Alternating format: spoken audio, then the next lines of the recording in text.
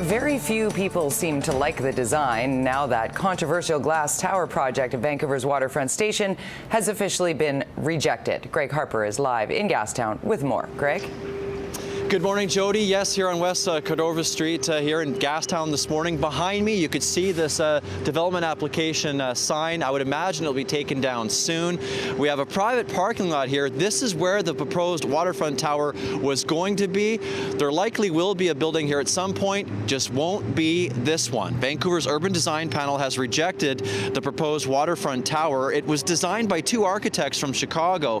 They were hoping that their 26-story glass tower would be built between the city's heritage waterfront station, which is over 100 years old, and the Steamworks pub.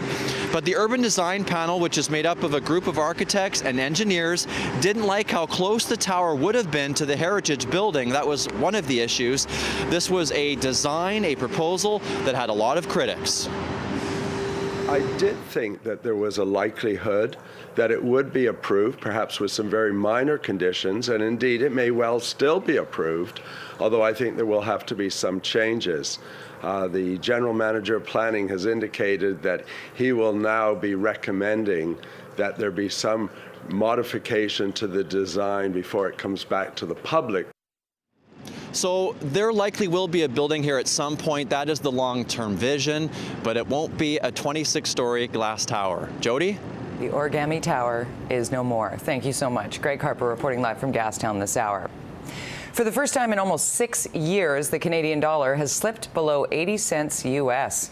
The loonie closed yesterday at 79.87 cents U.S. That's down about 3/4 of a cent from Tuesday's close.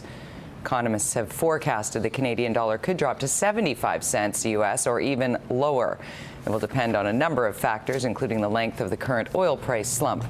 Lower oil prices are considered a negative for the loonie's value. The Canadian dollar hasn't traded below 80 cents U.S. since April of 2009.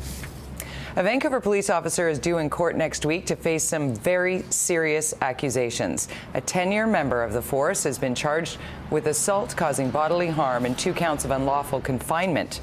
The charges stem from a domestic dispute in Maple Ridge last week while the officer was off duty. Ridge Meadows RCMP is handling this investigation. The officer is now on administrative duties. He is not being identified to protect those involved. Another police officer will continue to stand trial. A judge has refused to throw out a perjury charge against Jerry Rundle. Rundle is the final officer tried in connection with the death of Robert Jakanski, the Polish immigrant who was tasered at Vancouver International Airport in 2007. The Crown thinks the 4 Mounties met afterwards to coordinate their stories. Prosecutors say there are discrepancies in Rundle's statements. Applause broke out in a Surrey courtroom after sentencing was handed down for a dog walker responsible for the deaths of 6 animals. Emma Paulson will serve 6 months behind bars for animal cruelty and mischief. Paulson was caring for 6 dogs when they died from heat stroke last summer. She initially claimed they were stolen from her truck at a Langley Park, but the animals' bodies were eventually found in an Abbotsford ditch. When given a chance to speak in court, Paulson declined. The dog's owners say she's never apologized, which is something the judge cited in his decision. Very relieved. I mean, it can't take away what they went through, but at least this shows that, yes, it was serious, and the judge really took it that way. And I think that we're all a little surprised and relieved that it's 6 months. Paulson had previously been warned about leaving animals in her truck. In addition to her sentence, she's also been banned from owning animals for 10 years and banned from caring for other people's pets for life. Mounties are still trying to figure out what led to the deadly incident on Highway 99 near the Massey Tunnel, which caused traffic chaos for almost 12 hours yesterday. Just as the morning rush hour was winding down, look at these visuals. A dump truck pulling a semi-trailer slammed into the median between the tunnel and Highway 17A. The gravel truck then hit 2 other cars in the northbound lanes.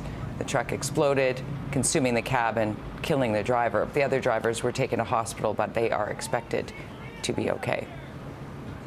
We had some heroic motorists who made every attempt to remove the driver from the truck, but they were unsuccessful. Highway was closed for several hours as crews cleared the wreckage and installed a new median. A hazmat team was brought in to clean up spilled fuel. It's not believed that weather or road conditions played a role in this crash.